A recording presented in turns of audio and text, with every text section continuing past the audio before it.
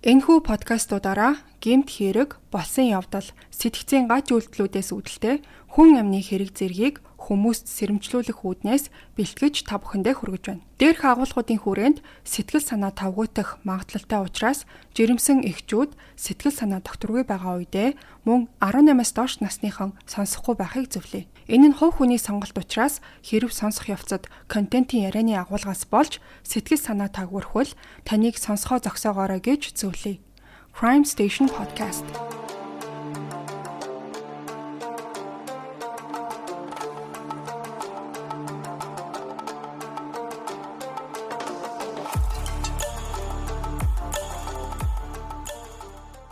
Сайн байцгаана уу сонсогчдоо, та бүхэнд амралтын өдрийн мэнд хүргэе. За тэгэхээр энэ удаагийн дугаар маань зочинтой байгаа. Руслан дугаарт маань урагдаад бит хоёр хамт энэ хэргийн талаар дүгнж ярих гад бэлэн болсон байна. Сайн байцгаана уу. За тэгэхээр би та бүхэнд ямар тач хэргийг ярьж өгнө. Руслан бол энэ хэргийг ерөөсөө сонсоогүй байгаа. За энэ хэрэг маань Хятад улсын нийслэл Бээжин хотод болсон нэг маш хэрцгий хэргийг ярьж өгч байна. Энэ хэргийг сонсоод магадгүй танд маш олон талын бодол төрөх байх гэж бодсон. Гэр бүлээ хүүс тэмтэрсэн залуугийн ар гэр, амьдрал зам бага наснд нь чухам юу болж исэн талаар нэлээд дэлгэрэнгүй та бүхэнд ярьж өгөхөөр бэлдсэн байгаа. Ингээд хэдүүлээ бүх зүйлийг нарийн детальтай ярихын тулд 2009 он руу очих хэрэгтэй болно. 2009 оны 11 сарын 23-ны орой Бээжингийн их сургуулийн дотор байранд 23 настай Ван Юан гэх залуу найз бүсгүй болох 22 настай Ли Мэн Тинтэй мессежээр харилцажсэн. За тэдний харилцан бичсэн мессеж нь бол энгийн байдлаар үргэлжилж исэн ч орой 10 цаг орчимд нөгөө найз охин нь гинэт хариу бичгээ болсон байгаа. За тэгээд энэ хачирхалтай нам гүн байдал Ван Юаныг жоохон сэтгэлийг нь зовоож эхэлсэн. Тэр дараа найз бүсгүүрүүгээ залхсан ч гэсэн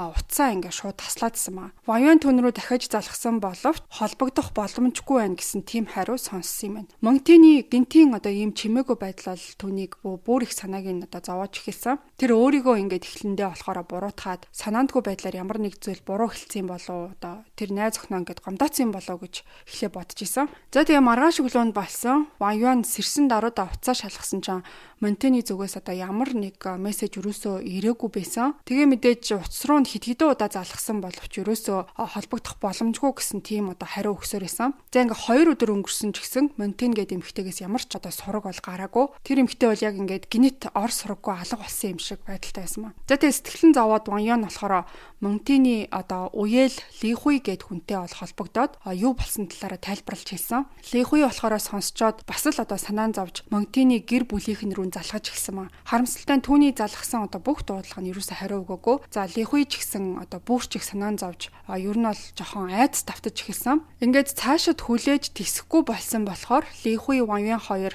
Монтины гэр бүлийн амьдардаг Чинчэн гэд хороолол руу явхаар шийдвэр гаргасан юм байна. Тэдний гэрт нь яваад очсон чинь Монтины хаалга нь бол төгжигдсэн байсан. Дуудлага ингээд хин рүүч залгасан ерөөсөө ямар ч хариу өгөөгүй байгаа. Ли Хуй болохоор цагдаа дуудаж исэн чинь тэдний хөршин нэг мэдээлэл өгсөн юм байна. Монтины ах нь болох Ли Мэн Жун гэх залуу саяхан бол компанийнхаа урамшууллаар 30,000 юан авсан. Тэгээ гэр бүлийнхээ хамт Шинжэн рүү аялах гад явсан байж магадгүй гэж хөршин бол хэлжсэн байна. За тэгээ энэ мэдээг сонсоод тэр хоёр бол хэцэг хугацаанд тайвширсан ч гэсэн нэг асуулт ерөөсөө тэдний бодлоос нь ерөөсөө салаагүй. Яагаад гэр бүлийн бүх хүн утсаа ингээд унтраацсан байгаа юм бэ? Аялалд явсан хүмүүс бол ихэвчлэн зураг дарах ч юм уу утсаар ярих, зургаа хоорондоо ингээд хуваалцах ёстой байтал бидний хинтэн ч холбогдох боломжгүй хിവэрэ байсан нь бол маш сонирн байсан. 2009 оны 11 сарын 27-нд Монтины гэр бүлийн талаарх ямар ч мэдээлэл хинт ч ирээгүй. Ингээ мэдээж тэд нар бол цаашид хүлээж болохгүй гэдгийг нь бол ойлгосон. Монтины болохоор хамаатнууд гэрлүүн дахин очиж шалгахаар шийдсэн. Гэхдээ хаалгыг нь бас л хинч онгоолгоогүй. Хамаатнууд нь бүр сүултээ аргаа бараад нөгөө төгжээ нээдэг тийм тусгай мэрэгчлэн тийм хүн байдаг шүү дээ. Тийм хүнийг хөлслөөд эхний дуудсан тэр цойж онгоолготой хүн нь жоохон тийм туршлага муутай байсан болохоор хаалгыг нь юусоо нээж чадаагүй. За тэгээ цаг алдахыг хүсэхгүй Ли Хуй гэдэг нөгөө хамаатны хүн нь бас нэг мэрэгжлийн өөр цойж онгоолгогчийг дуудахаар байсан. За тэгээд төр хүлээж авах зур бол Ван Юан нэг хачирхалтай зүйл олж анзаарсан маа. Монтины гэрийнх нь арын хаалга нь үл ялаг онгорхой байсан юм байна. За тэгээ гэр нь 2 давхурт байрладаг байсан учраас нөгөө Ван Юан гэх залуу бол нөгөө байрных нь сөөхийн хүнээс шат зээлж аваад арын цонхоор нь ямартаа ч ингээд тотгошоо харахаар авирж гисэн. Цонхоор тотгошоо харсан мөчөд тэр бол маш аимшигтай төр зургийг олж харсан. Дотор нь бол нэг хүн шалан дээр хөдөлгөөнгүй хөвтчихсэн маа. Ван Юан бол түүнийг хараад дотор нь маш эвгүүцээд ямар нэг гэмт хэрэг болсон гэдэгт ерөөсөө эргэлзэх зүйл бол үлдээгүй. За энэ айлд ямар нэг аимшигтай зүйл тохиолдсон нь ерөнхийдөө бол илэрхий байсан. Лихүй болохоор нөхцөл байдлыг шууд цагдаад мэдэгдсэн ба. За ингээд хэдхэн минутын дотор бол цагдаагийнхаа хэргийн газарт ирж тусгай төхөөрөмж ашиглаад хаалгыг нь бол эвдэлж орсон. Хаалга нээгдэх мөчөд тийм одоо маш муухай эвгүй үнэртээд бүгд ингээд баг инстинктээрээ шахуу хоошоо ухарсан ба. За үүдний дэрэгдэх үзэгдэл бол үнэхээр одоо маш аимшигтай байсан. Цочны өрөөний шалан дээр нэг цогц хэвтчихсэн. Тэгээ нүүр нь бол одоо даавуугаар хучигдсан. Эргэн тойронд нь хатсан цус тарсан байсан маа. Цагдаа нар бол бусад өрөөнүүдийг шалгаж эхлэхэд нөхцөл байдал одоо бүрч аимшигтай болсон. За өрөө тус бүрт нэг цогц байсан маа. Бүхэл бүтэн айлыг ингээд тэр чигт нь одоо хөөс тэмдэрсэн юм шиг тийм байдалтай харагдчихсан. За цагдаагийн нарийн одоо мөрдөн байцаалтын дараа бол нийт 6 хүн хэрцгийгээр хөнөөгдсөн болох нь тогтоогдсон юм байна. Цогцыг таних явцад хохирогчт нь болохоор одоо өрхийн тэргүүн Ли Хан Чао, за түүний эхнэр Шао Мэйхуа, тэдний одоо 2 дахь охин болох Ли Мэнтин одоо түрүүний ярьжсэн Ваюны найз бүсгүйн. За тэгээд том хүү Ли Мэнжүн гэдэг хүнийх нь одоо эхнэр Ван Мэйлан, 2 ач хүү болох 6 настай хүү, 1 настай одоо бас нэг хүүхэд нь ингээд нийт 6 хүн байсан маа. Гэр бүлийн одоо 7 гишүүнээс зөвхөн том хүү болох Ли Мэнжүн байшинд ерөөсөө байгаагүй. За шүүх эмнэлгийн шинжилгээгээр бол бүх хохирогчийг одоо хурц эртээ хутгаар хөнөөсөн болох нь бол тогтоогдсон. За хамгийн ноцтой нь бол гэмт итгээд маш нарийн тэгээ шийдэмгийн үйлдэл хийсэн нь бол харагдчихсан. Бүх хохирогч зөвхөн хоолой хэсэгтээ ганцхан зүсэлттэй байсан. Ямар нэг эсэргүүцэл одоо тэд нэр бол үзүүлсэн шинж тэмдэг ерөөсөө байгаагүй. Цус хатаад цогцос бол задрах шатандаа орсон байдлыг харгалзан үзээд аллагыг бол ойролцоогоор 5 хоногийн өмнө болсон гэж үзсэн юм байна. Зочны өрөөний шалан дээр цэвэрлэгээний уул мөр илэрсэн. За өнцөг буланд цус болсон одоо усны хувин байсан нь алуурчин бол нотлох баримтыг арилгахыг одоо оролцсон болохыг нь харуулж байсан. Байшингийн бүх хаалга гаднаасаа бол төгжигдсэн, хүчээр нээсэн одоо ямар ч шинж тэмдэггүй. Хамгийн хачирхалтай нь гэх юм бол гэр дотор нь нэгч зүйл одоо тийм онгичоогүй юм шиг. За тэгээд үнцэнтэй эд зүйл нь одоо яг хിവэрэ байсан маа. Хэргийн газар очисон байсан хамаатныхын хүмүүстэй ярилцах явцад бол цагдаа нар энэ гэр бүл саяхан одоо суглаанд их хэмжээний мөнгө хоцсон гэдгийг нь олж мэдсэн байгаа. Гэхдээ гэр доторх нөхцөл байдлаас нь харахад бол алуурчин эд хөрөнгөөс нь болж одоо тэднийг алсан гэхэргүй шинжтэй байсан. За учир нь гэх юм бол хохирогчдын үнэт идэл нь ерөөсөө огт алга болоогүй. Гэр дотор нь нэг сейф байдаг юм байна. Тэр сейфэнд одоо онгойлгох ямар ч тийм ордлого хийгдээгүй. Нөгөө яг онгойлгодог хэсгийнхэн тэр нууцлалын цоож гэж байдаг шүү дээ. Тэр нь ерөөсөө эвдрээгүй байсан. Гэрийг нь бол ерөөсөө онгичоогүй, ямар нэг хулгай болсны шинж тэмдэг байгаагүй. За энэ хэргийн тухай одоо мэдээлэл нь тун удахгүй Бээжин хот даяар түгээд олон нийтийг бол айдас тавтуулж эхэлсэн. За энэхүү өндөр хамгаалттай 24 цагийн одоо хяналттай байдаг тансаг одоо орон сууцныхоор бол ийм аимшигтай аллага болохыг хүмүүс ерөөсөө огтхонч төсөөлж чадахгүй байсан. Ийм хэрцгий аллагыг үйлдэх зориг зүрхтэй хэн байж болох вэ гэж гэсэн тийм одоо асуултанд хариулт хайж бүхэл бүтэн гэр бүлийг нь хөөс тэмдрэх ийм харгас хэрцгий үйлдэл хийх хүний сэтэл нь одоо юунда байваа гэдгийг ойлгож чадахгүй байсан маа. Цагдаа нар бол ойролцоо хуршүүдээс нь байцаалт авахд хохирогчдын гэр бүл нь саяхан энэ одоо маш тийм тансаг хороолт нүүж ирсэн гэдэг нь тогтоогдсон. За ихэнх оршин суугчид нь тийм хөрөнгөтэй, за тэрийгэ дагаад ч юм уу одоо маш тийм завгүй хүмүүс байдаг болохоор хоорондоо төдийлөө одоо харилцдаггүй байсан юм байна. Хамгийн ойрын хөршин хэлснээр бол энэ гэр бүл одоо хинтээч одоо муудалцаж маргалдаж байгаагүй.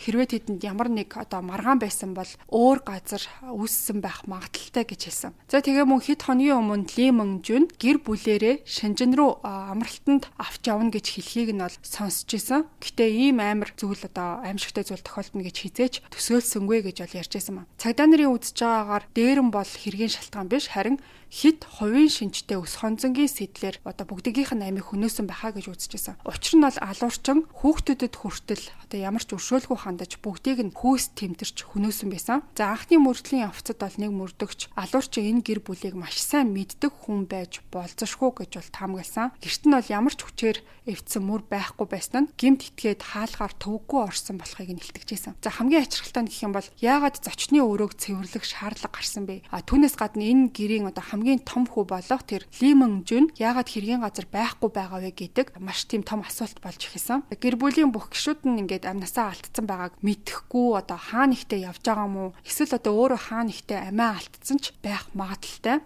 Гэхдээ эцсийн эцэд бол ихэнх мөрдөгчд Мөнжүүн гэх залууг одоо ганцаараа гэртээ байхгүй байгаагаас нь харахад бол энэ хэргийг тэр өөрөө үлдчихэд хааны газар руу оргон цухтаасан байхаа гэж сэжгэлжсэн. Гэхдээ яаж ч утсан ингээд ямарваа нэг хүн бол амьдралынхаа одоо хамгийн ойрын хүмүүс болох өөрийнхөө төрсөн эцэг их эхнэр одоо өөр хүүхдүүдийг ийм хэрцгийгээр хөнөөнө гэдэг санаанд багтмааргүй санагдчихсэн ч гэсэн мөрдөгчд бол эцэст нь бүх үннийг яаралтай олж мэдэх нь хамгийн чухал байсан. Тиймээс тэд нар бол хоёр баг болж хуваагдаад шалгалтын ажлаа цаашаад үргэлжлүүлэхээр болсон. За нэгдүгээр баг нь болохоор гэр бүлийн нийгмийн харилцаа, танил талуудыг нь судалж тэдний одоо харилцаж байсан хүмүүсээс байцаалт авч эхлэхээр болсон. За хоёр дахь баг нь болохоор орон сууцны бүсийн одоо хяналтын камерын бичлэгүүдийг шалгаад Мөнжүүний хаана байгааг мөшгөж шалгаж эхлэхээр болсон юм байна. За ингээ камерын бичлэгийг шалгаж исэн мөрдөгчд одоо бүр ингээ өсөн босмоор нэг чухал зүйлийг бол олж илрүүлсэн. Тэр нь юу байсан гэсэн чинь 2009 оны 11 сарын 23-ны шөнө яг 10 цагт Ли Мөнжүүн гэртээ одоо харьсан байгаа. За энэ цаг бол аллахууд үйлдэгдсэн гэж таамаглаж исэн яг тэр мөчн байсан. За мөн дараагийн өглөөнд 8 цаг 13 минутанд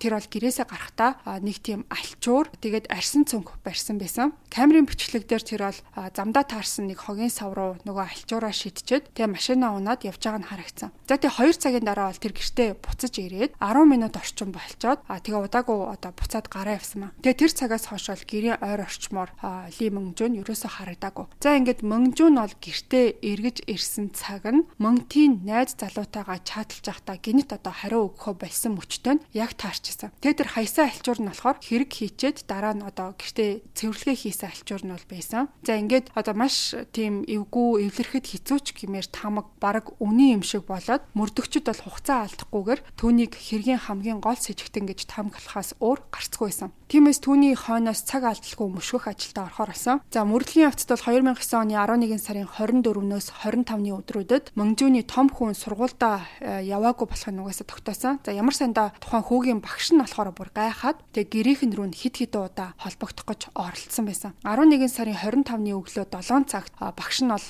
Мөнжүүнтэй буюу одоо нөгөө аавтай нь холбогдож чадсан. Тэгээ хүүг нь ингээд яагаад хичээлдээ ирэхгүй байгаа юм бэ гэж асуусан чинь маш тийм одоо ууртайч гэх юм уу эсвэл одоо бүдүүлэг байдлаар би жолоо барьж гинэ гэж хэлэнгүүтээ шууд уцаа ингээд тасалсан юм. Тэгээ тэр цагаас хойш Мөнжүүний утас нь одоо холбогдох боломжгүй болсон. За энэ үйлдэл бол мөрдөгчдийн таамаг зөв байж магадгүй гэсэн бодлыг нь улам бүр батлаад өгсөн. Камерын бичлэгээс харахад бол Мөнжүүний машин нь тийм мөнгөлөг өнгөтэй 4 хаалгатай седан загварын машин байсан. За анхаарал татчихсан нэг зүйл нь бол машин дээр ерөөсөө улсын дуугар байхгүй саяхан худалдаж авсан байж магадгүй гэдгийг нь харуулж ирсэн юм. За мөрдөгчд бол замын хөдөлгөөний хяналтын системийг ашиглаад түүний зүхтах маршрутыг нь шалгаж гисэн. Тэгээ яасан гэсэн чинь гэмт хэрэг гарсны дараа Мөнжүүн болохоор хэргийн газраас гараад за тэгээд вокзал руу яваад Шэнжэн рүү явах тийм галт тэрэгний билет худалдаж аваад тэгээд явцсан байсан. За тэгээ 2 хоног тэр бол Шэнжэн хотод нуугдчихагаад дараа нь Хайнан руу зугтсан байсан маа. 2009 оны 11 сарын 28-ны өглөө Бээжингийн цагдаа нар болохоор Хайнан мужийн одоо цагдаа нартаа хандаад яаралтай одоо анхааруулга өгөх маягаар аюултай алуурчин тэдний одоо нутаг дэвсгэрт нь оргон цухтаацсан ингээд нуугдж байгаа юм байна гэдгийг нь бол мэдээлж дамжуулсан. За Хайнаны цагдаа нар болохоор Мөнжөөний зураг мэдээллийг нь хүлээж авсан даруйда галт тэрэгний буудал, за нисэх онгоцны буудал, зочид буудал, амралтын газруудад бол шалгалт явуулж одоо хайж эхэлсэн байна. За тэгээ удалгүй тэд бол Мөнжөөний буудалж исэн зочид буудалд одоо нэг бүртгүүлсэн мэдээллийг нь олж илрүүлж чадсан. Гэхдээ тэр бол яваад очсон ч хэдийнэ тухайн одоо буудлынхаа өрөөг хорхиод явцсан байсан. 2009 оны 11 сарын 30-ны орой 17 цаг 50 минутанд Хайнан хотын нэг автобусны буудлын ойролцоохон байдаг бааранд байхад нь Мөнжөөнийг бол цагдаа нар баривчилж чадсан юм байна. Тэгээ шууд л түүнийг Бээжин рүү авч яваад хийсэн гэмт хэрэгийнхээ талаар байцаалт одоо өгүүлэхээр болсон юм байна. За гайхалтай нь юу байсан гэхээр түүнийг баривчлах үед бол ямар ч тийм одоо айдас ч юм уу харамсал гэх зүйл бол ерөөсөө илэрхийлээгүй. Бага байдал нь маш тайван, царайнд нь бараг л ямар ч хувирал байхгүй.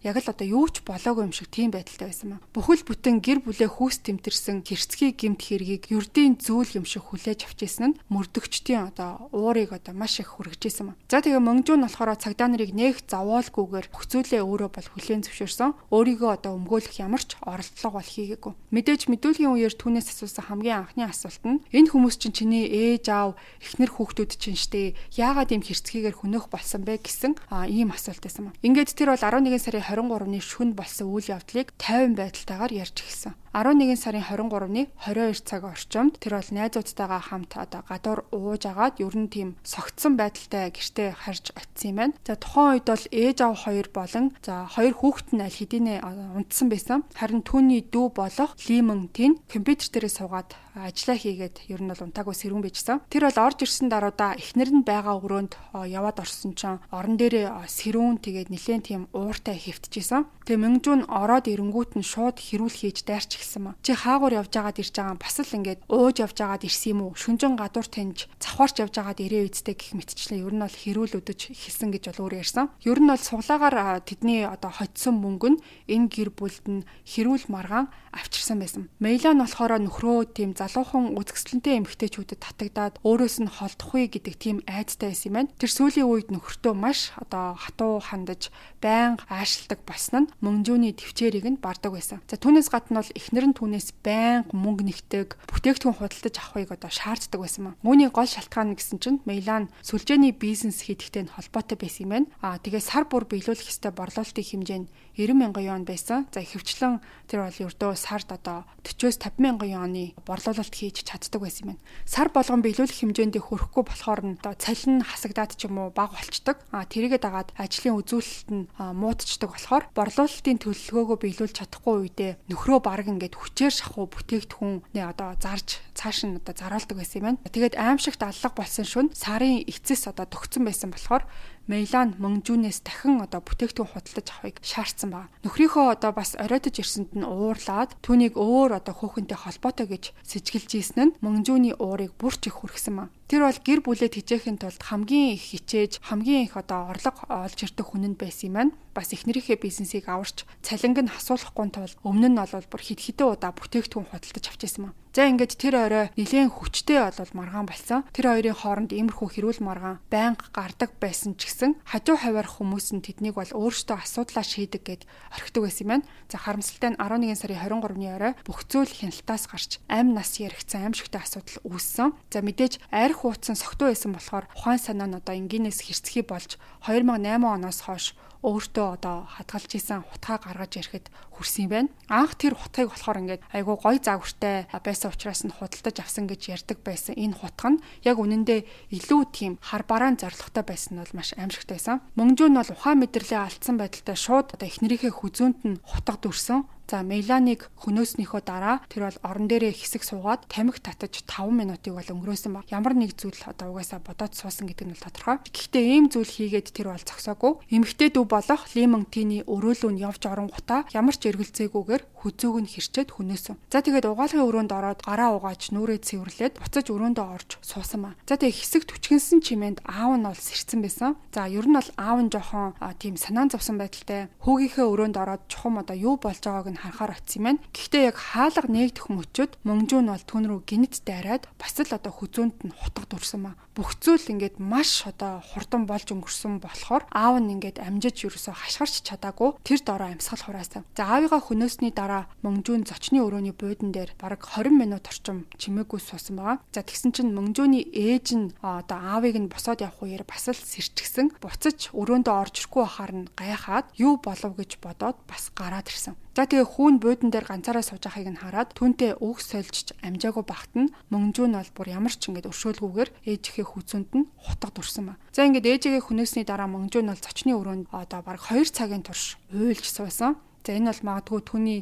хүн чанар сүүлчийн удаа илэрсэн тийм мөчн байсан баг. Тэгээ удалгүй тэр бол ингээд бүр солиотой бодолд автаж эхэлсэн. За энэ хэрэгээс хамгийн аимшигтай байсан нь юу гэхээр Мөнгжүүний 2 хүүхэд нь бүр юу ч мэдгүй ингээд тайван унтчихсан. Тэгээ унтчих үеэр нь тэднийг алах тухай бодол байсан ба. Гэр бүлийнхэн нь ингээд бүгд амиа алдсан юм чинь 2 хүүхдээ хэрвээ амьд үлдээчих юм бол тэд нар ч гэсэн насан туршдаа зовлон амсаж амьдрах болно гэж бодоод өрөөнд нь явж ороод хайр найргүй хоёуланг хүнөөсөн маа. За ингээд энэ бүх зүйлийг хийснийхээ дараа гэмшил, сэтгэлийн шанал мэдэрч ойрлмоор санагдчихсэн ч гэсэн бусад хүн мэдчихгүй гэхээс болгоомжлоод харин уур хилэн гашуудлаа юунд ч хамаагүй гаргамаар санагдаад гэр доторх эд зүйлсээ бүснүүлж эхэлсэн маа. Тэр бол зурагтаа авч шидээд өөр бусад эд зүйлсийг орон дээрээ чулуудаад хэсэг зур яах учраа олохгүй байжгаад арай одоо жоохон намжсныхаа дараа бол тэр өөрийнхөө хийсэн харгас хэрэгээс ямар нэг уулмөр үлдээхгүй байхыг хичээж өрөөнүүдийг бол нойтон алчуураар арчиж цусны тоолбыг арилгаад зам одоо өнгөчж эвдэлсэн зүйлүүдээ буцаагаад байранд нь тавьсан маа. За ингээд үүний дараа тэр бол гэрээсээ гарч яваад аллах үйлдэхэд ашигласан хутга болон цус болсон алчуурыг хогийн савнд хайсан маа. Мөнгжүүн мэдүүлэг өгөхдөө энэ аимшигт гэмт хэргийг нуун дарагдуулж чадахгүй гэдгээ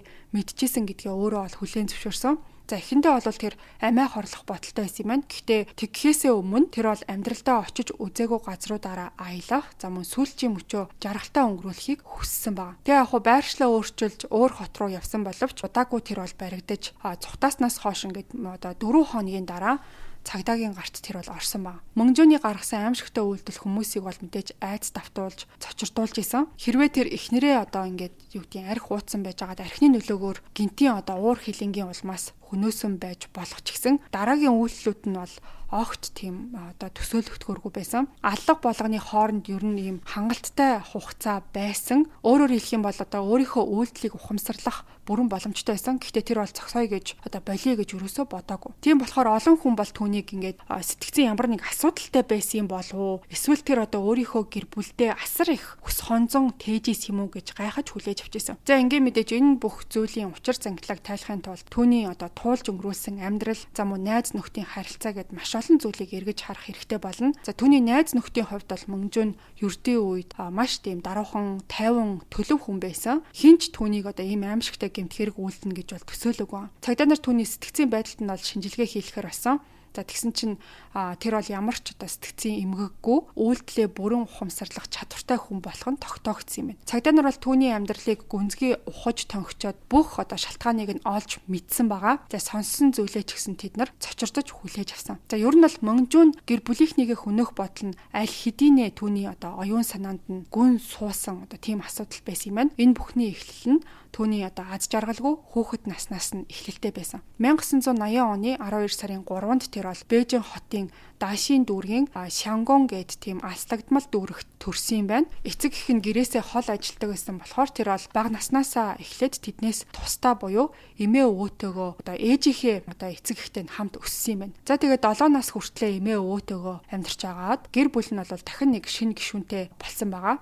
Түүний төрсөн дүү Лимонтин нь төрсөн юм байна. Хүүхэд насндаа эцэг эхээсээ удаан хугацаагаар хол байсан нь Мөнгжүүн болон тэдний хооронд гүнзгий одоо ан цав үүсгэсэн гэж үздэг. За тэр бол эцэг эхээсээ хайр инрэл, ойр дотн харилцаа амсаж чадаагүй одоо өссөн. За түүний эцэг болох Ли Хан Чав болон одоо ээж нь хүүгээ бол ухаалаг, чадварлаг нэгэн болохыг хүссэн боловч тэдний одоо хүмүүжлийн арга барил нь огтхонч зөв байгаагүй. За тэд бол уламжлалт хатуу үзэл баримтлалаараа зөвхөн ингээд хүүхдийг зодож хүмүүжүүлэх нь одоо маш тийм одоо дуулууртай сайн хүн болгодог гэдэгт нь бол итгэдэг хүмүүс байсан байгаа. За үүний улмаас бол Мөнгжүүн багаасаа байн загнуулдаг, задуур амсдаг хүүхэд байсан. Тэр бол алдаа гаргах бүртэн эцэг эхэн түүнийг хатуу шийдэгдэг байсан. За энэ нь бол одоо бага наснд нь гүн гүнзгий, гомдол, ус хонзонгийн мэдрэмжийг суулгасан байна. За хамгийн муухай зүйл нь юу байсан гэхээр эцэг эхэн түүнийг бол бусад хүүхдүүдтэй байнга одоо харьцуулж, бусдаас илүү одоо муу юм шиг доромжилж одоо загнадаг байсан маа. Тэд бол суурингийнхаа бусад хүүхдүүдийг дандаа магтаад харин Мөнгжөөнийг тэднээс дорд гэж үргэлж зэмлдэг байсан юм. За тэгээд цаашлаа зөвхөн эцэг эхээсээ биш төрсөн дүүгээсээ хүртэл үзэн ядалт одоо мэдэрч эхлэх байсан.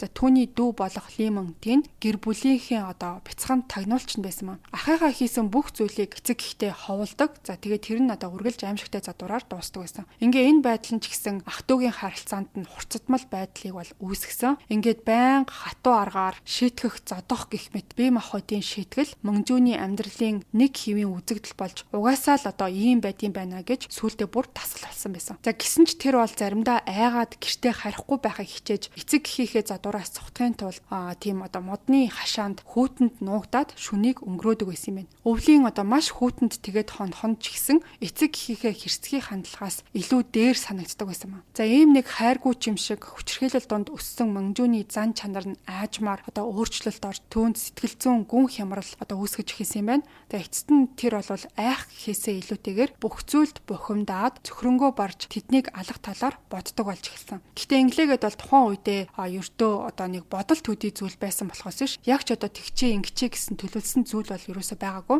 За тэгээ дараа нь 1996 онд буюу ердөө 16 настайдаа Мөнжүүн гэр бүлийн энэ дарамттай орчноо тэгсэж үлдэх боломжгүй гэдгээ ойлгоод хар дарсан зүйч шиг гэрээсээ хол байхаар шийдээд Бээжин хотын Дашин дүүргийн Хонмон гэх хотхонд амьдрахаар одоо бараг л ингээд гэрээсээ цугтсан байгаа. Тухайн үед бол Бээжинд ажилчдын дундаж цалин нь 800 юан байсан ч гэсэн Мөнжүүн бол маш хичээж ажиллаад сарын одоо 3000 юан олж чаддаг болчихсон байсан. За ингэж тэр амьдралдаа анх удаа бол эрхчлөө амжилтын амтыг мэдэрч эхлэх байсан. Олсон анхны цалингаараа худалдаж авсан хамгийн ихний зүйл нь гар утас байсан байгаа. Мөнжүүн 1996 оныг бол өөрийнхөө амьдралын одоо хамгийн сайхан үе гэж дурдсан байсан. Эцэг гэхийн хатуу хараа хяналтгүй задуур шийтгэл гэж юусоо байхгүй өөрийн хүснээрээ амьдралаа авч явах за хамгийн эрх чөлөөтэй хамгийн их хүсэл мөрөөдөлтэй үе нь байсан байгаа. За тэгээ гэрээсээ хол амьдарч өөрөө мөнгө олж эхэлснээр Мөнжүүн эцэг гэхдээ өөрийгөө батлан харуулах хүсэлтэй болж эхэлсэн. Жил гаруй гэрээсээ хол байжгаад тэгээд буцаж одоо харихаар шийдсэн ба. Түүний удаан хугацааны дараа гэртээ ингээд эргээд ирсэнд нь ээж хоёр нь бол маш баярлаж тэгээ бүр уйлсан ба. Тэд бол хүүгээ ингээд дахиж одоо алдаад ор сурггүй алга болохоос нь ер нь бол айжсэн баг. Тиймээс эцэг эхийнх нь хандлага мэдэгдэхүйц зөөлрч эхэлсэн. За тэгээ дараа нь удалгүй бол Мөнжүүн гэр бүлтэй болсон. Тэр бол өөрийнхөө анхны хайр болох Ван Мэйлантай гэрэлсэн ба. Тухайн үед Мэйлан гэх эмэгтэй Мөнжүүний амьдардаг байсан нөгөө хотхоных нь өсчөнд ажилладаг байсан юм байна. За тэгээд тэд бол танилцаад дотносож эхэлсний дараа эхнэрээ бол өөрийн гисэн өсчний газар нээхийг Мөнжүүн зөвлөсөн ба. Тэр нь ч гэсэн маш зөв шийдвэр байсан. За эхлээд нэг жижигхэн өсчингийн газар нээгээд дараа нь болохоор тэрийгэ өргөжүүлж бүр 5 салбартай болтол нь амжилттай авч явж чадсан. Ингээд хосуудын амьдрал аль аль талаараа бол маш сайн үргэлжилж байсан юм. Гэр бүл болж хурмаа хийснийгээ дараа тэд Хонмонд байх орон сууц руу нүүгээд эцэг гэхээсээ тустай амьдрах болсон юм байна. Ер нь бол Мөнжүүн ээж автайгаа хамт байхаар жижиг сажиг ингээд хэрүүл маргаан гарч гад хол байж ах юм бол бүх зүйл нь амгалан тайван байх юм байна гэдгийг мэдэж авсан. За нүүж явж тустай амьдрснаар хэрүүл маргаан багассан ч гэсэн харамсалтай нь Мэйлан Мөнжүүн хоёр анхныхаа хүүхдийг төрсний дараачаас эхлээд урдных шиг одоо хайр халамжаар дүүрэн байх нь одоо аль аль нь багасаад эхнэр нь одоо байнга Мөнжүүнийг хардаж байс хийгээд тэр хоёр бол маргалдаж хэрэлддэг байсан юм байна. За энэ мэдээ бол Мөнжүүний эцэг гэхэд хүрсэн тэд бас л өнгөрсөн үеийн хатуу хүмүүжлийн аргаа хэрэгжүүл хэдийгээр одоо ингээд зодож гар хөрөхгүй ч гэсэн байнга үг хэл амаар доромжилдог ч юм уу байнга доош нь хийдэг байсан юм байна. Гэхдээ Мөнжүүнийг хамгийн их төсвөрийг нь барсан бас гомдоосон зүйл нь юу байсан гэхээр эхнэр нь болохоор нөхрөө хамгаалах биш харин эцэг гэхдээ нийлээд тал талаас нь одоо дарамтлж эхлэх байсан. Төвний хувьд бол танихгүй хүмүүс хүртэл өөрийнх нь гэр бүлээс бүр ингээд илүү халуун дотн ханддаг, найз нөхд нь бол үргэлж хүндэлж одоо харцдаг байсан мөн. За тэгээ байжсэн чинь нэг өдөр найзуудтайгаа ууж сууж агаад зүгээр л нэг суглаа худалдаж авсан чинь одоо санаанд оромгүй азтай байдлаар 6 сая юан хоцсон юм байна. Монгол мөнгөөр гэх юм бол бараг одоо 3 тэрбум төгрөг гэсэн үг юм уу. Тэгээ тэр мөнгөөрөө болохоор Бээжингийн Чэнчэн гээд дүүрэгт 3 өрөө маш том одоо зочны өрөө бүхий тансаг одоо орон сууц худалдаж авсан юм байна. Шинэ байртай болоод тэдний гэр бүлт нь бол төр зуурын гимээр аз жаргал бол ирсэн. Шинэ гэртээ нүүж ороход бүгд одоо маш тийм баяр хөөртэй инэд хөрөөр бол мэдээж дүүрэн байсан. Гэхдээ харамсалтай нь тэр шинэ тансаг байр нь хожим нь одоо маш аимшигтай хэргийн газар болж хувирсан байна. Мөнжүүн бол үлдсэн мөнгөөрөө хит хитэн үйл хөдлөх хөрөнгө худалдаж аваад тэрийгээ болохоор гэр бүлийн гишүүдтэй хуваагаад ингээд хуваарлж өгсөн юм байна. Мөнгө хэсэг хугацаанд гэр бүлийн маргааныг намжаасан боловч бүр багаас нь одоо бараг 70 тухамсартанд байсан бодлыг нь бол ор мөргөө арилгаж чадаагүй. За сүүлийн удаа гэр бүлийн маргаан гарах үед Мөнжүүний олон жилийн турш одоо хуримтлагдсан үзэн ядал, гомдол тэр бүхэн нь одоо хяналтаас гарч тэр бол галзуурсан юм шиг болж хувраад эцэст нь тэгээд бүгдийг нь цааш нь харуулсан ба. За уг нь бол Мөнжүүн хэрэг болохоос 3 хоногийн өмнө буюу одоо 2009 оны 11 сарын 20-нд нь найзуудтайгаа хамт Шэнжэн рүү аялах тийм төлөвлөгөөтэй байсан юм байна. За тэгээ сүүлд нь бол ярихдаа хэрвээ тэр аялал төлөвлөгөөнийхөө дагуу болцсон байсан бол одоо энэ аллах хизээч болохгүй байсан байж магадгүй гэж өөрөө хүлээн зөвшөөрч байсан. За яагаад явхаа байсан гэсэн чинь 11 сарын 23-нд нь тэдний одоо нэг хамаатны хүн нь хурмаа их гээд тэгээд ээж аав нь аяллаа чи ингээд түр хойшлуулад хурманд бит хоёрыг хүргээд өгөөч гэж Мөнжүүнд хэлсэн юм байна. За тэгээ хурмын үеэр Мөнжүүн бол аав ээжтэйгээ хамт очсон. За тэгээд түүний аав нь болохоор бас л олон долоо юм ярьж хүүгээ илт шүмжилсэн байдалтай олон хүний дунд эвгүй байдалд оруулж бүрч их дургууг нь хүргэсэн гэж мэдүүлэгтээ өөрөө ярьсан. За үндэ бол Мөнжүүн тимч бүтлгүй нэгэн бол байгаагүй. Өсчний сүлжээ бизнесээ амжилттай авч явж ирснээс гадна ресторан ажилладаг байсан юм байна. За тэгээд зээлийн үйлчлэгээний бизнест хөрөнгө оруулаад бас амжсан байсан. За Мөнжүүний мэдүүлгээр бол 2009 он гэхэд түүний сарын орлого нь ойролцоогоор 100 мянган юан хүрчээсэн нь түүний үе тэнгийнхэн дундаа бол нэлээд бас өндөр үзүүлэлтсэн ба. За ийм байдлаар яаж ч их хичээсэн бай. Эцэг гэх нь түүнийг хизээч үнэлж байгаагүй, түүнээр хизээч бахардаггүй, хизээч өөрийгөө хүлээн зөвшөөрүүлж тэр бол чадаагүй. Хурман дээр олон хүний өмнө аавдаа доромжлуулсны дараа тэр бол найзуудтайгаа явж арх ууж бухимдлаа дарахыг бол хичээсэн. За тэгээ байж итл эхнэр нь байн хойноос нь залгаж заавал 22 цагаас өмнө гэртээ харж ирэхийг шаардаж эхэлсэн. За тэгэж ярьсан нь бол үндсэндээ байдлыг нь улам бүр дордуулсан. Тэр орой болохоор өөр нэг бас баар руу явж ороод ганцаараа арх ууж суугаад арай тайвширхыг оролцсон ч гэсэн эхнэрийнх нь ингээд тасралтгүй залгсан дуудлагуудын дарамтаас болж Мөнжүүнд бол ингээд дуртай дургу 22 цагт гэртээ харж чадсан ба. За ингээд тэр шөнө аимшигт хэрэг гарахыг харамсалтай нь гэрт нь байсан. Хинч уртчлан таамаглаж угаасаа чадаагүй байсан. За ингээд 2010 оны 8 сарын 12-нд Ли Мөнжүүний шүүх хурал Бээжингийн ардын шүүхэд бол эхэлсэн юм байна. За шүүх хуралдааны үеэр Мөнжүүний царай бол ямар ч тийм гимшсэн шинжгүй тайван хിവэр байсан. Прокурорын тал бол түүнийг хууль ёс суртахууныг үл хүндэтгсэн гэр бүлийн эсрэг харгас гэмт хэрэг үйлдсэн гэж бол үзсэн. За түүний үйлдэл нь асар их хор хөнөөлтэй, ноцтой үр дагавартай нийгэмд аюул учруулсан гэмт хэрэг байсан гэж шүүхэд мэдэгдсэн юм. За шүүхээс бол Мөнжүүнийг санаатаагаар хүн амны гэмт хэрэг үйлдсэн гэж үзээд цаазаар авах ялыг оноосон юм байна. За ингээд түүний хадам тал буюу эхнэрийнх нь гэр бүлийн хүмүүс иргэний хохирол нөхөн төлөвлөхээр 3 сая юан нэхэмжилсэн юм байна. За түүний гэр бүлийн нийт хөрөнгийг бол 8 сая юан гэж тогтоосон байсан боловч зөвхөн Мөнжүүний өөрийн нэрэг дээрх хөрөнгийг нөхөн төлбөрт ашиглахаар болсон юм байна. Үлдсэн хөрөнгийг нь хуулийн дагуу түүний төрөл төрөсөд хамаатан саданд нь өвлөн авах тийм зохицуулалт хийсэн. За үүний дагуу бол түүний эцгийн ээж буюу нөгөө эмээ нь болохоор 4.3 сая юан, ээжийнх нь буюу нөгөө эмээ нь болохоор 2.6 сая юан, хадам тал буюу эхнэрийнх нь талын гэр бүл нь 1 сая юан өвлөж авахар болсон юм байна. Шүүхийн үеэр тэр бол бүх гэмт хэргийг үнэн мөнөөр нь хүлээн зөвшөөрч цаазаар авах ялыг аль болох хурдан гүйцэтгэхийг хүсэж байгаагаа мэдгдсэн юм байна. За мөн тэр шүүхийн шийдвэрийн дагуу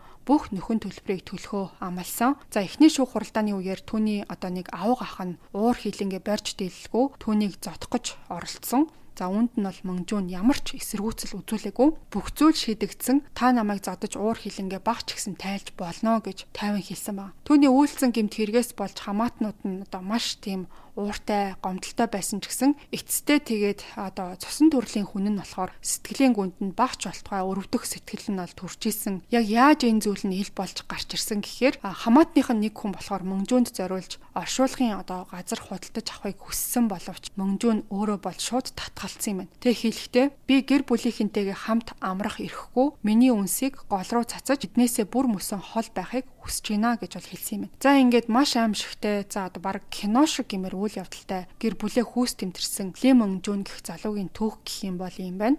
Тэр бол гэмт хэрэг үйлдэх үедээ дөнгөж 29 настай байсан юм. За ингээд энэ хэргийн талаар юу гэж бодов? Нилээн бас ойлгомжтой ярихыг би бас хичээсэн байгаа. Наачист айгу холигдмал сэтгэл төрлөө гэх юм уу? Яг эхний хэсэгтээ бол ямар шалтгаантай байх нь хамаагүй гэж бодож байгаа. Дараа нь шалтгааныг сонсч байгаа шүү дээ. Гэртээ эргэж ирж өөрийгөө би тийм муу хүн бишээ гэдгийг нотлох гэж бас овоо эдэн жил хичээсэн хүн биш үү? Яг мэдээж хамгийн харамсалтай нь хүүхдүүдэд хүнөөснө нь байна. Тэгээд яг эхнэрийнхэн хэрүүл хийж байгаа нэг талаас ойлгомжтой, нөгөө талаас ээж аавынхан буруутай байсан хэсэг, дүүгийнхэн буруутай байсан хэсэг, эхнэр нь өөртөө итгэлгүй болсон хоёр хүүхдээ их болоод би юм манай нөхөр өөр мөнгөтэй хөрөнгөтэй болсон юм чи өөр ихнэр олж магадгүй гэсэн айдас ч юм уу те. Гол нь энэ хүний дотор тэр бугласан тэр гомдол нь зүхтах боломжтой байсан үед зөндөө гарсан байна миний хувьд бол. Гэхдээ энэ хүн бол зүхтаахыг хүсээгүй, өөрийнхөө нотлохыг хүссэн нь эргээд энэ олон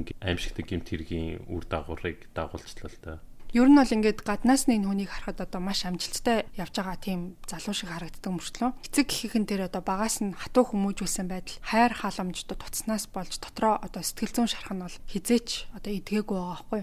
Яг энэ Мөнжүүн гэх залуугийн мэдүүлэг нь бол үнэхээр хэрвээ үнэн бах юм бол энэ хэргийг маш товчоор дүгнэхэд бол За ингээд эцэг ихтэй эхлээд одоо жоохон бах үедээ бол гомдсон. За тэгээ дараа нь одоо үзий ядаж эхэлсэн. За тэгээд өөрийгөө дараа нь бол баталж харуулахыг хүссэн. Тэгээд бүх зүйл одоо хамгийн сүүлд нь бол хяналтаас гараад гэмт хэрэг үйлдсэн. Тэм нэг төр зураг бас харагдаж байгаа юм болов уу гэж бодсон. За бодит байдал гэх юм бол ер нь бол бүх эцэг эхчүүд бол хүүхдүүдээ мэдээж хайрладаг. Мөнгөний эцэг эх ч гэсэн энд нь бол угаасаа багтаж байгаа. Гэхдээ хатуу хүмүүжил за бас дээрэс нь нэмээд одоо хамгийн итгэж найдах одоо ингээд хүүхд чинь одоо гэр бүлийнхээ гэх юм бол одоо ээж авдал хамгийн их итгэдэг шүү дээ. Энэ хүмүүс намайг одоо хамгаална, өмгөөлнө тэгэх болов уу гэж бодож исэн хүмүүс нь одоо эсэргээрээ байгаад тахаар гүн гүнзгий сэтгэлийн одоо шарах үсээд эцэст нь ингээд маш одоо хор хөнөөлтэй үр дагавар авчирч болохыг энэ түүх бас харуулсан. Миний бодлоор одоо хятадууд бол одоо яг классик хүүхэд үсгдэг арга нь маш их хэрцгий хатуугаар үсгдэг тий. Одоо муухай бичвэл гарын ингээд зодддаг ч юм уу яадаг чинь. Тэнгууд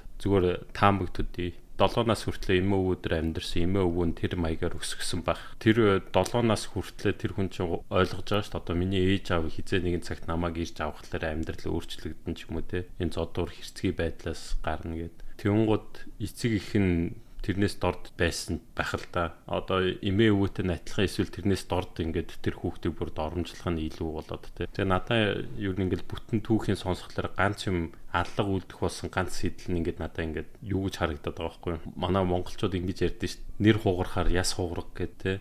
Тэнгууд бүх газар муулдаг дандаа үргэлж доромжилж байгаа тэр нь хамаагүй их аимшигтай тэр зүрхэнд нь том сорив болоод үлдсэн баха. Тэгэхээр бол яг хуу зодох бол өнөөдөр маргааш өвдөл нөгөөдөр нь хүүхэд мартаадгүй чадна те. Гэхдээ эргэн тойронд доромжилсан болгоно нь тэднээс нь ингээд инээлдэх болгоно нь тэр хүнд бол тэрийг доогълж ингэж санагдаж шүү дээ. Тэгэхээр энэ нь бол маш том сэтэл нь байсан баг юу юм. Ер нь бол энэ мөнгөжөн гэх залуу яаж ч ингэ хичээгээд эцэг гэх нь бол яг үнэндээ үнэлээгүй байгаа байхгүй юу. Тэгээ тэрийг ингээд батлах гэж ч гэсэн энэ өөрөө бас нэлээд хугацаа одоо зарцуулж исэн. Бусадтай ингээд харьцуулна гэдэг бол хамгийн одоо байж боломгүй эцэг эхчүүдийн гаргадаг бас нэг алдаа гэх юм уу? Ер нь одоо хүүхдийг хүмүүжүүлэхдээ биш өөрийгөө хүмүүжүүлэхдээ гэдэг байхгүй юу? Тэр нь юу вэ гэхээр хүүхэд чамааг харж өсдөг. Чиний хэлж байгааг дагахаас илүү чиний хийж байгааг дагдаг байхгүй юу? Тэгэхээр одоо юу гэдэг тамхи татж байгаа арх ууж байгаа хүн битээ тамхи татаж арх уугаарай гэж хэлэхээс илүүтэйгээр өөрөө тамхи татахгүй арх уухгүй л хүүхэд тамхи татахгүй арх уухгүй байхыг илүү сурна гэсэн үг.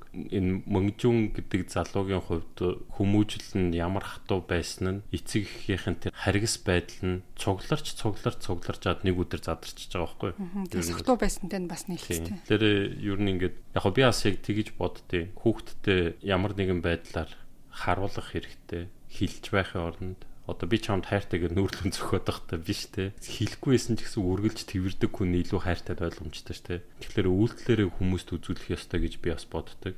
Тэгэхээр бол хинч ярьж чадна. Хинч ямар ч гоё үг хэлж чадна. Тэгээ үйлдэл нь дандаа зурж идэг хүмүүс эдэр те мөнгөжүүндийн хувьд бол өөрийнхөө үйлдэлээр үзүүлэх гэж маш их хичээсэн гэж би ойлгоо. Одоо ээж аавтайгаа ярилцаж чадаагүйгээд хүмүүс бодож магадгүй миний ойлгожоор бол тэр хүмүүс ярих ч хүсэхгүй тэр талаар та нар намайг яагаад дандаа зодд юм би хичээж ингэнгүү чи угаасаа хамгийн юу юм чин дорд юм чин чи хичээ гэсэн чин нэмэргүй гэдэг ч юм уу тийм хариулт ирэх нь ойлгомжтой те. Тэгэхээр тэр хүн цэвэр үйлдэлээрээ үзүүлж ингээ хичээсэн харамсалтай нь тэр нь хизэж хангалтгүй байсан. Магадгүй ерөнхийлөгч болсон ч гэсэн баг хамгийн дорд ерөнхийлөгч гэж ярих бах эцэг их. Тэр мэдхгүй ямар асуудлаар хүүхдийг тэгж замраагүй доромжлох боломжтой юм. Яг шоолж нэг ганц хоёр удаа дотор тойрогтой ярьж болно тий. Тэр ингээд ингэсэн.